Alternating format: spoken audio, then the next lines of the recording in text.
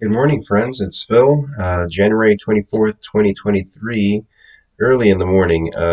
I couldn't sleep well because I recently read an article about a poll that Newsweek did uh, regarding a new round of stimulus checks. Apparently, 63% of Americans are in favor of another round of so-called stimulus checks to combat inflation or offset the cost of inflation. This gives me a lot of pause, a lot of worry, um, because I didn't expect that so many people, even if the poll is off by however many percent, I didn't think that so many people don't understand what inflation is, and that they are becoming part of the machine, uh, just making matters worse for themselves and becoming more enslaved by the system. My last video about a month ago, I did touch upon recent policies, or actually policies that have existed for a while, but have become more prevalent and more fought for by the machine, as far as population control or the contraction of the population to ease inflation, namely gender affirming care and pushing that on our children and allowing them to make adult decisions and abortion as well.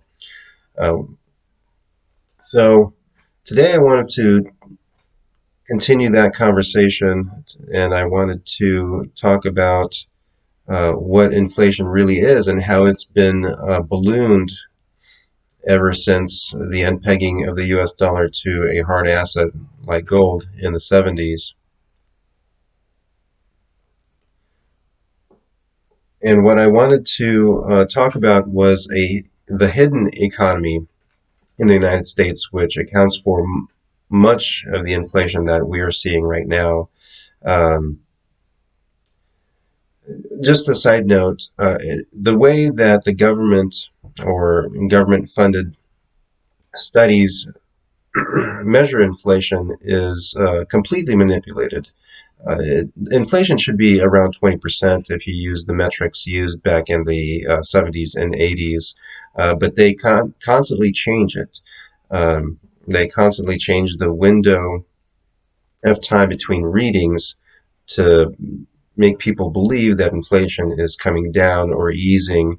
They also use a different basket of goods and services to measure inflation. Anything that would make inflation numbers seem less worrisome to the consumer, uh, which is completely ridiculous because people should be able to think for themselves and can see for themselves what inflation is doing to their bank accounts and how much they're spending on this and that. But the real rate of inflation is about 20% currently. Um, and another side note, gosh, I'm going to go on off on a lot of tangents because I'm sleepless and just really pissed off at the current situation. Why do we even need these readings? Why do we even have to depend on a central system to control our money supply, to control our currency? There is really no need, in my opinion, for central banks. People are smart enough to transact between each other.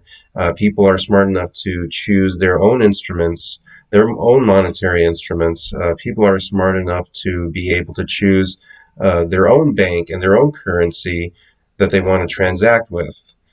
This has been the case for millennia, and now we've relinquished that power. Probably one of the most important strengths that we had as individuals to decide what to do with our money and what to consider money.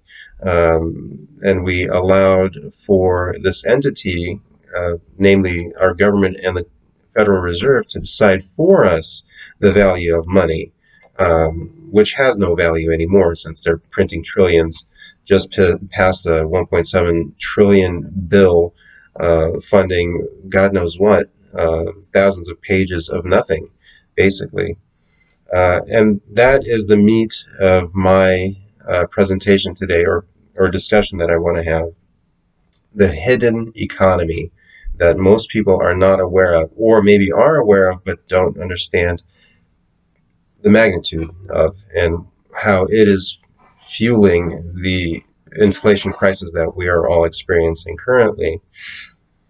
Ever since the 70s, social programming, welfare, education, health services for the needy has exploded. It has exploded. We have a hidden economy of bureaucrats that just keeps growing and growing and growing. Trillions and trillions of dollars are just whisked away from the future and from our pocketbooks through taxation to fund these social programs that make people even more dependent. The funny part is that all of these government bureaucrats and employees are the actual beneficiaries of these social programs. Uh, Maybe a fraction of the money that is allocated to a particular welfare program or education program goes to the public that it's supposed to serve, that it's supposed to help. Most of it goes to the employees. So let's say out of $10,000 allocated for this person or this family, maybe 1,000 actually gets to them. And it makes them even more dependent on the system, actually. But the majority of the money actually goes to the machine, to fuel the bureaucracy. Hundreds and thousands of employees, hundreds and thousands of bureaucrats. They, what is it? They're hiring or trying to hire over 80,000 new IRS agents. Uh, with what money? You see how that happens? Not to mention how much money is misappropriated or just vanishes in all of these programs. A massive amount, trillions of dollars over the years have gone missing, and no one can account for them. Even though audits are done, no one can really answer the question, where did the money go? A good example is the money that is allocated to the military industrial people, the Pentagon. Uh, they just recently mismanaged and lost over $200 billion, and nobody seems to know nor care where that money went. When things like this happen, much more horrible or terrifying things happen. One case in particular I recall pretty vividly is 9/11, for instance. A couple of days before 9/11, Rumsfeld, the Secretary of Defense at that time, was giving a speech and was asked about misallocation of, I don't recall the amount, but it was like $100 to $200 billion that went to the Pentagon, allocated to the Pentagon, that was unaccounted for at that time, and just vanished. And he was asked where the money went, and he said he didn't know. And 2 days later, we all know what happened. We were at war. So things like this not only create crises, but are crises, but people just don't understand the veracity and the magnitude of the manipulation of the people, and how it really hurts us as individuals and our families, our pocketbooks, everything that that is going on with us.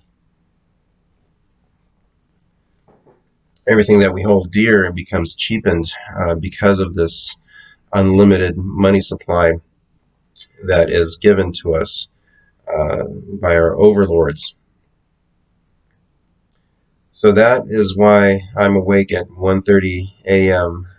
this poll that 63% of Americans would like another handout to offset inflation.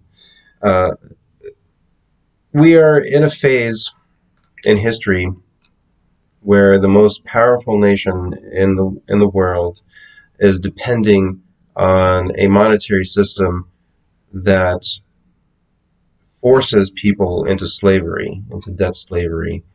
People are forced to depend on their government.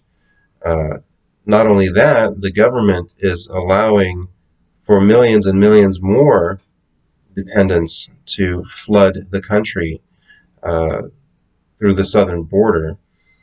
Uh, and that gives them another reason to print more money and inflate even bigger to support all these poor individuals. Just layer upon layer of debt, layer upon layer of people depending on those that made them indebted. Can you believe, and I want to get your opinion on this, that 63% of Americans actually think that printing more money and sending out more stimulus, so-called stimulus checks, will quell inflation? Or do you believe that it's just going to make it worse? The simple answer is it's going to make it worse. People, if you if you give people money to pay for higher prices, the higher prices are just going to get higher. Uh, it's this disgusting cycle fueled by the central bank that is willing to print an unlimited amount of money and a government that is all too happy to take that money or to ask for that money and just run with it. So this is not a solution by any stretch. But what?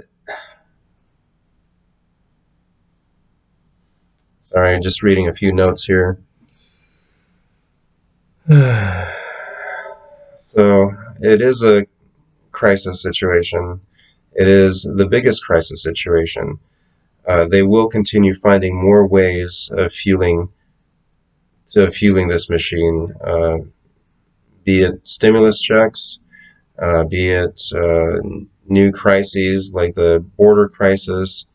They will always find a program or a situation that they say require more money to be spent. Instead of allowing us to make our own decisions, they're making the decisions for us. I think Milton Friedman called it taxation without representation. Uh, the process of inflation is just another way of taxing the population, even though you didn't vote for the new tax. Usually, on a local ballot, you can vote for new state taxes.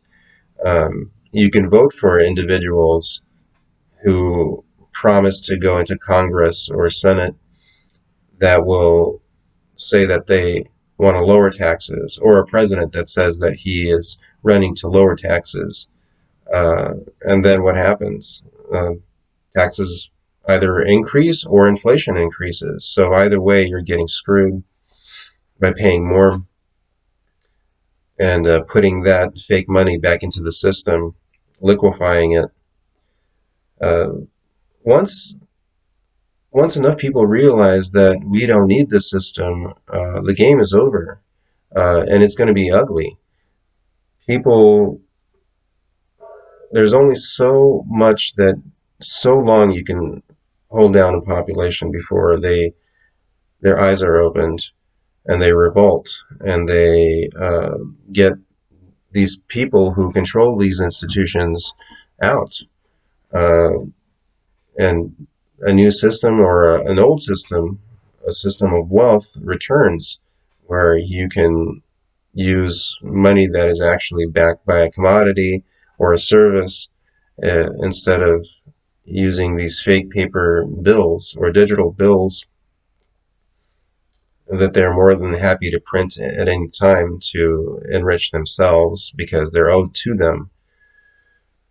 But that's my rant for this morning. A sleepless night for me after reading this article about the 63% of Americans who favor another round of fake money to go around to combat inflation. Pretty ridiculous, pretty ridiculous. But tell me what you think about the hidden economy and this huge machine that of welfare that is ever growing with hundreds of thousands of employees, now 80,000 more IRS agents, and all that just to continue fueling the beast. Let me know what you think of that. Thanks for listening, and I'll see you next time.